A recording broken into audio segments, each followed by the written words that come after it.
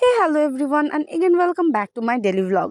So এই ভ্লগটা শুরু হতে যাচ্ছে আমাদের জয়পুরহাটের উদ্যোক্তা মেলা হচ্ছে, তারুণ্য উৎসবে উদ্যোক্তা মেলা, সেখানে যাওয়ার জন্য। তো ফার্স্টে পূর্ববাজার নামক যে জায়গাটা আছে জয়পুরহাটে, ওখানে চলে গেছিলাম কিছু কেনাকাটা করতে। কারণ কেনাকাটা করতে করতে সন্ধ্যা হয়ে গেছে, সন্ধ্যার সময় চলে যাচ্ছি মেলাতে। আজকে ছিল মেলার শেষ দিন। তো আমরা সবাই সবাই বলে ভুল হবে, আমি আর আমার বোন মিলে চলে গেছিলাম জয়পুরহাটের আবুল কাশেম ময়দানে, যেখানে সকল উদ্যোক্তা আপুদের সঙ্গে আমার দেখা হয়েছে, কথা হয়েছে। ছোট ছোট স্টল থেকে কিছু খাবার খেয়েছি, কিছু জিনিস কিনেছি।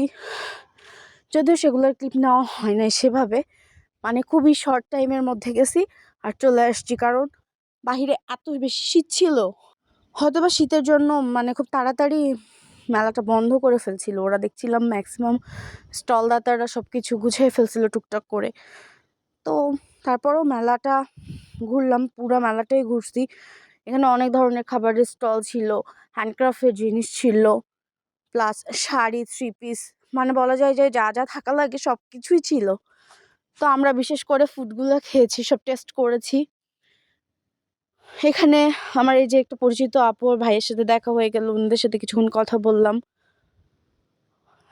বেশ ভালোই ভিড় ছিল এদিকের কাপড়ের দোকানগুলোতে। আর এখানে অনেক রকমের পিঠা ছিল, পাকোড়া ছিল, দুধ পুলি ছিল। আমরা এই দোকানটা থেকে পাটিসাপটা খেয়ে দেন মেলার ঘোরাফেরা শেষ করে আমরা চলে গেছিলাম মোটুতে। এখানে আমরা এদের বটি কাবাব আর নানটা খেয়েছিলাম, এটাও মজা ছিল। সো দেখা হবে পরের ভিডিওতে, টাটা বাই।